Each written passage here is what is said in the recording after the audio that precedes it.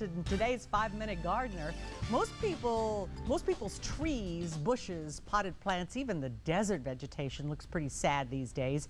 That hard frost we had did a lot of people's plants in, including some pretty big trees. Our 5-Minute Gardener, Debbie Mounts from Harlow Gardens, tells us when we can start cutting back the damage. It is time to prune a lot of the trees.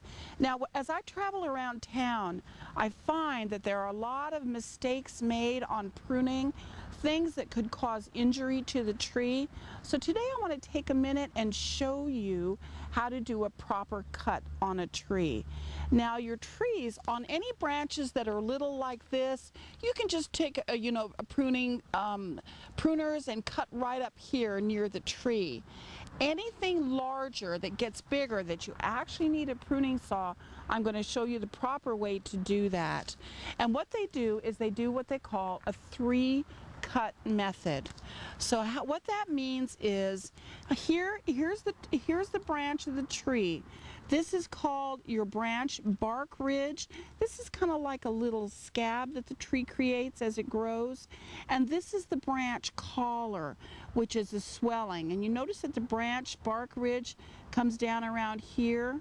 So when you do your final cut, you want that to be outside of the branch bark ridge and up above the branch collar. So you're going to have this little bit of a stub left here. You do not want your final cut to extend all the way out here. So now here's the 3-cut method. The first thing you do is you cut on the bottom of the limb right here, and you only do like a little notch, bringing it only down around this much into the tree on the bottom. And what that does is as you do your bigger cuts, your full cuts, then it doesn't peel the bark of the tree as the weight of the limb pulls the limb down. Okay, so you've made your first cut. It's down in here about halfway into the limb. Now your next cut, you're going to come along and you're going to take the whole weight of the limb off. The whole rest of this limb is going to come off. Just cut right through there.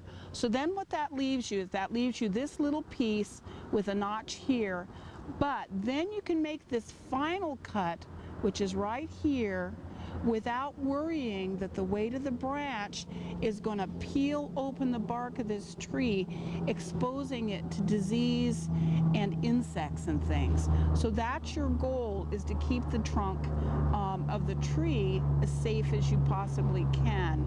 You cut this off. So what do you do after you cut this off? Well, after you cut this off, years ago they always said be sure and seal the cut. Right. They've changed that now. They've discovered that that actually inhibits the speed of the recovery of the trees. Have you seen trees where they have an old cut and they have like this ridge of bark around it?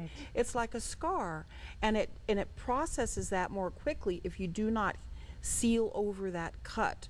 So just leave that cut be. And it won't open the tree up to bugs or damage? No, they find, certainly you're going to get some of that, but they found that it's really better to just let the tree do its own healing, and without us interfering with that process. I want to quickly talk about the citrus around town. All you have to do is drive around this town and looking at the citrus is pretty sad. So here's what you're going to do with your citrus. First thing, pull all the fruit off of the tree. It's all gone. It's not good anymore. There's no reason to save it. Take it off. It stresses the tree to try to hold on to it. Okay. So pull it off. All of the leaves are probably fried on the tree. They're brown. Don't worry about that. Just leave those on. Now, normally we say do your fertilizing on Valentine's Day. Well, if you haven't done it already, wait until mid-March to do your fertilizing, because the leaves help process that fertilizer. And since there aren't any really green leaves, you have a higher risk of burning the tree. Okay. So don't do that till mid-March. And then what you want to do in March is you're going to go on your branches, and like this end may be crispy and fried, you can take it back down. If it's a little branch, take it back down to where it meets the other one.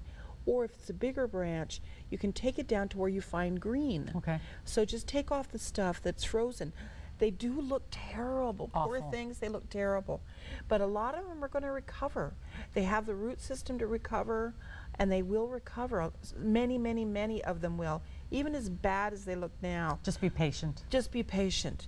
And also, don't count on any fruit for next year, because the tree is going to be putting all of its energy into reliefing out. It's not going to have extra energy for flowering and setting fruit. Okay. So don't be disappointed. That's okay. As long as I get my little Mexican lime back, I'll be happy. Okay. So sad. I know. It's very pitiful. It's pitiful. Thank you, Debbie. You're welcome. Still to come.